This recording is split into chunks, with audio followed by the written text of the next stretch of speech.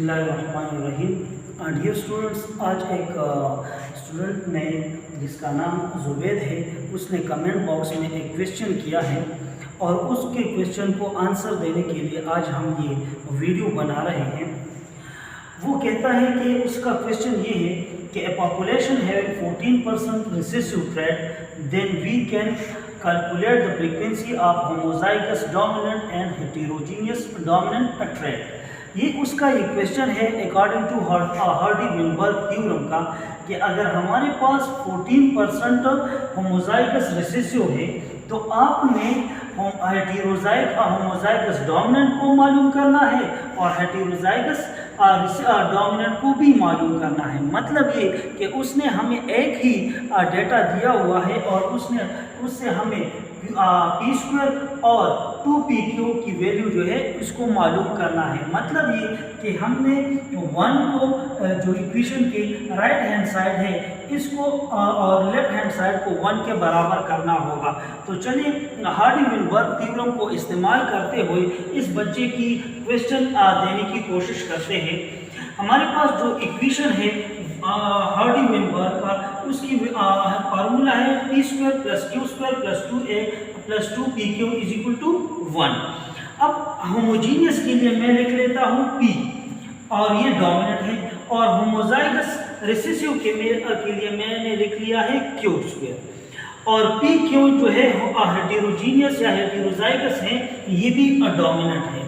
अब उस बच्चे ने हमें वैल्यू दी है 14% रिसेसिव ट्रेट की, तो q स्क्वायर हमारे पास बराबर है 14 के। अब अगर इसकी वैल्यू को q स्क्वायर में कन्वर्ट करना चाहता हूँ सिर्फ q पे, तो मैं q की क्या ले लेता हूँ, अंडर रूट लूँगा। अंडर रूट लेने के बाद ये 2 जो है दोनों साइड पे, मतलब q स्क्वायर अंडर रूट और 14 अंडर रूट का मैं ले लेता हूँ। अंडर रूट लेने के बाद ये इसके साथ खत्म हो जाएगा 2 और अंडर रूट 2, क्योंकि अंडर रूट की वैल्यू हमारे पास बराबर है 1/2 की, तो ये इसके साथ कट हो सकता है। और फिर अगर हम अंडर रूट की वैल्यू को कैलकुलेट कर ले तो वो हमारे पास आता है 3.74। फिर अगर देखा जाए तो हमारे पास q की वैल्यू हमारे पास आ गई 3.74, तो ये हमने मालूम कर लिया। और according to Hardy Weinberg theorem p plus q is equal to 1। तो अगर मेरे पास तो गिवन है कौन सी वैल्यू, q की वैल्यू हमारे पास गिवन है, और मैंने पहले p की वैल्यू मालूम करनी है, फिर p स्क्वायर की वैल्यू मालूम करनी है। तो मैं इसी p को इस साइड पे लिख लूँगा और q को इस साइड पे, 1 अपनी जगह पे आ जाएगा और ये q जो है उस साइड पे जब जाएगा तो इसका साइन क्या होगा, चेंज हो जाएगा। चेंज हो जाने के बाद इसी 1 से मैं माइनस कर लूँगा 3.74, तो माइनस करने के बाद मेरे पास जो वैल्यू आती है -2.74 की वैल्यू आती है। मतलब ये कि मेरे पास जो p की वैल्यू आ गई वो -2.74 की आ गई। अब मैंने सिर्फ p की वैल्यू मालूम कर ली। अब मुझे क्या चाहिए, वो मुझसे पूछ रहा है कि आपने होमोजाइगस डोमिनेंट का मालूम करना है। मतलब ये कि मैंने p स्क्वायर को मालूम करना है, तो p इसी को मैं दो मरतबा लिख लेता हूँ। p square is equal to -2.74 cross -2.74। अगर इसको हम माइनस कर ले और क्रॉस कर ले तो इससे ये वैल्यू क्या आती है, 7.50 आएगी p स्क्वायर से। अब मेरे पास दो वैल्यू गिवन है, p स्क्वायर की वैल्यू भी गिवन है और q स्क्वायर की वैल्यू भी क्या है, गिवन है, और मैं इसको फार्मूले में पुट करने वाला हूँ। लेकिन उससे पहले ये भी इसके साथ ही है, क्योंकि मैंने इसी p और p स्क्वायर आ गया और -2.74 को मैं 2 पर लिख लेता हूँ, तो इससे वैल्यू आएगी क्या, 7.50 आएगी। इसी तरीके से p और q, तो यहाँ पर क्या आएगा, p q is equal to इससे आएगा -10.24 आएगा। इसी तरीके से फिर से p और q की यहाँ पर भी इस तरीके की वैल्यू आएगी। मतलब ये कि ये दोनों सेम आएगी। देखिए इसी तरीके से। फिर Q और Q स्क्वायर की वैल्यू हमारे पास वही 14 आ गई जो बच्चे ने ये वैल्यू दी है। अब मेरे पास इन दोनों की वैल्यू आ गई, मतलब ये कि P स्क्वायर की भी वैल्यू आ गई और P और Q की भी वैल्यू आ गई। लेकिन इसको मैंने हार्डी-वेनबर्ग थ्योरम में क्या करना है, कैलकुलेट करना है। हालांकि वो जो मुझसे मांग रहा है P स्क्वायर, वो तो मैंने कैलकुलेट कर लिया है से कि वो बराबर है किस चीज़ के, 7.50 के, वो तो भी मैंने मालूम कर लिया। साथ ही मैंने ये भी मालूम कर लिया कि P Q की वैल्यू हमारे पास क्या आती है, तो वो इसको अगर हम प्लस कर ले, या मैं इसको अगर इस तरह से लिख लूँ 2 और ये 2 मरतबा है -10.24 क्रॉस कर लूँ तो इससे आएगा क्या -20 पॉइंट समथिंग, इससे आएगा -20.48 आएगा।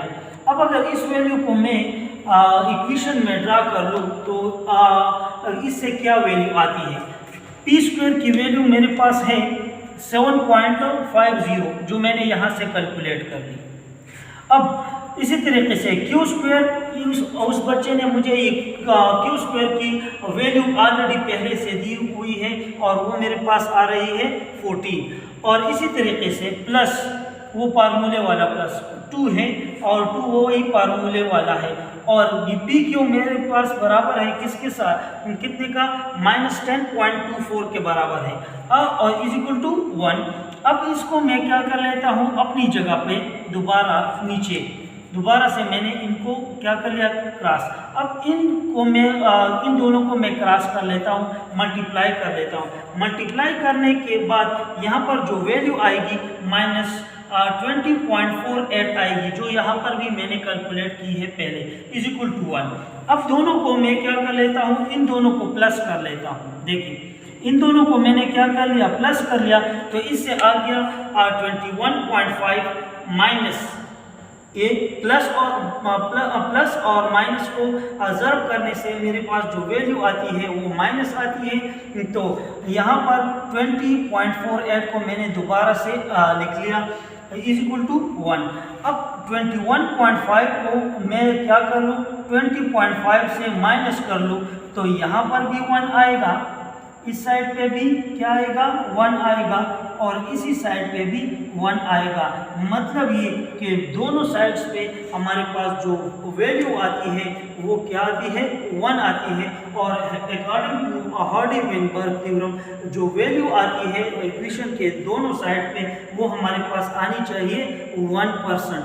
तो जो हार्डी-वेनबर्ग थ्योरम है वो कहता है कि अगर हम पॉपुलेशन को क्या कर ले कि पॉपुलेशन में ना माइग्रेशन हो ना म्यूटेशन हो, सारे इंडिविजुअल लार्ज पॉपुलेशन हो, सारे इंडिविजुअल सर्वाइव भी कर ले, फिर भी उसी पॉपुलेशन में जो है 1% जो एवोल्यूशनरी प्रोसेस है वो एवोल्यूशनरी प्रोसेस के ज़रिए से क्या आएगा, चेंज आएगा। तो वही हमने कैलकुलेट कर ली और उसी बच्चे ने हमें सिर्फ ये वैल्यू दी है और हमने इनसे क्या ये P स्क्वायर की वैल्यू भी हमने मालूम कर ली और P Q की भी वैल्यू हमने मालूम कर ली। तो यहाँ पर मैं अगर उस बच्चे के लिए मैं लिख लूँ तो P स्क्वायर हमारे पास बराबर है 7.50 का। ये मेरे पास है होमोजाइगस डोमिनेंट। क्या है, होमोजाइगस डोमिनेंट। उस बच्चे ने पूछा है हेटेरोजाइगस डोमिनेंट।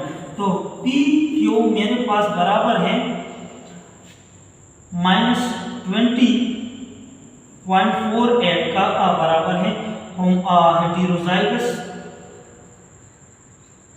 हेटेरोजाइगस डोमिनेंट, इसके बराबर है।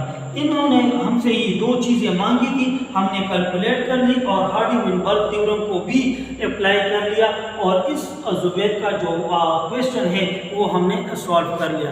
अगर कोई और क्वेश्चन है तो आप प्लीज़ इसी तरीके से कमेंट बॉक्स में क्वेश्चन करते रहे। शुक्रिया।